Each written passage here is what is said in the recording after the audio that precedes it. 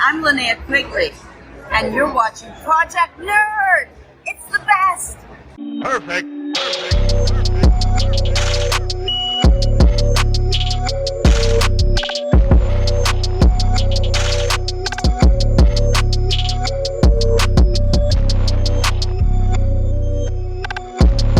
What's up, guys? I'm Haley, and welcome to the Horrornaut.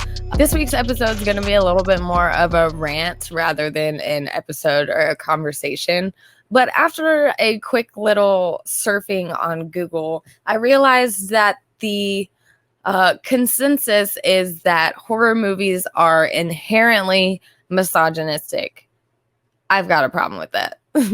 So this episode, what I'm going to do is pick through all the rumors that have been started about women being treated like shit in horror movies and how we can view them as actually incredibly powerful and awesome instead of having a negative view on these fucking fantastic movies. Horror is such an interesting genre because there's really no rules or gender when it comes to being scared.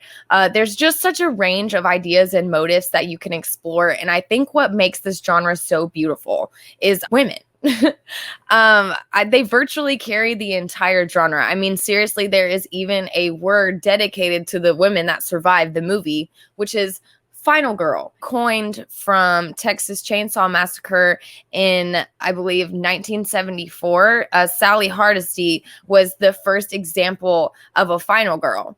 And so Carla J. Clover wrote a book called Men, Women, and Chainsaws, Gender in the Modern Horror Film, 1992, and coined the term final girl after watching all these slasher flicks and realizing that there's typically one strong female that ends up surviving and being the final girl. After digging into this trope, like maybe I was searching a little too modern day to make like a good consensus.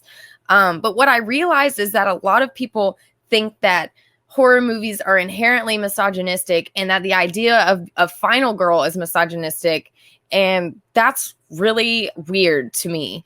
As I began like digging into this idea, the first names that popped in my head are Nancy from Nightmare on Elm Street, Laurie Strode from Halloween, and Sidney Prescott from Scream.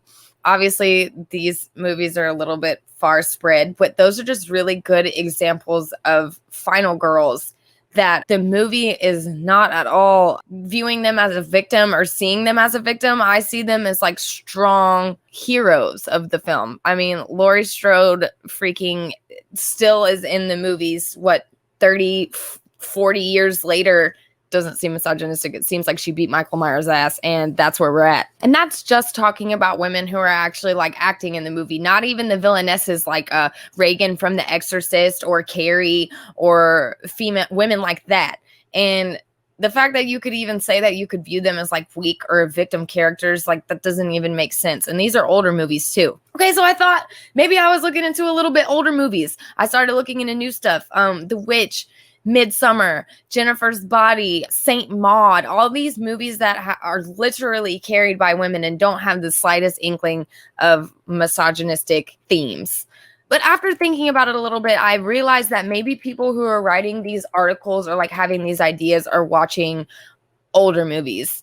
And unfortunately, with men dominating the movie industry, whether that be action, romance, horror, there's always going to be that little drizzle of fuck women in it. And that is because women are constantly sexualized. They're constantly, like I said, viewed as victims. And unfortunately, that idea has run into horror and people take this genre so seriously.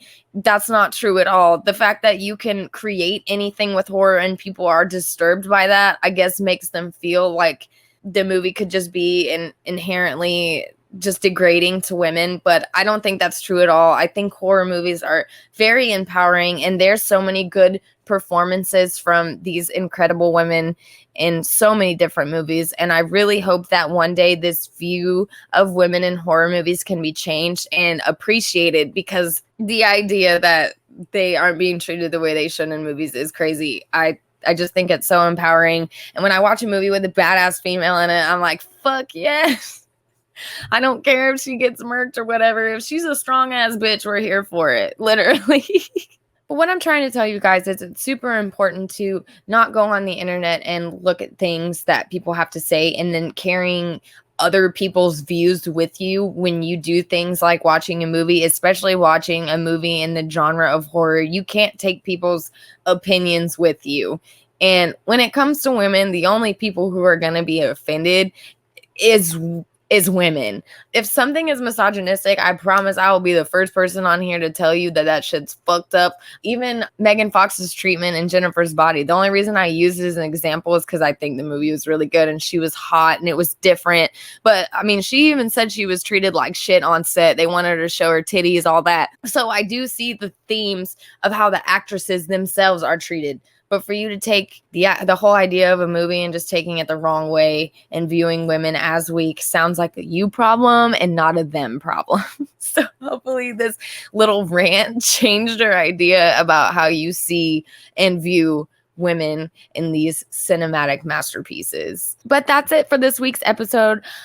I hope I shed some different light on women themselves. They're awesome. They're amazing. And for everyone to have such a negative view kind of sucks. Guys, make sure you subscribe and follow me so you can keep up with every episode that comes out every week. And I will see you guys in 7 days.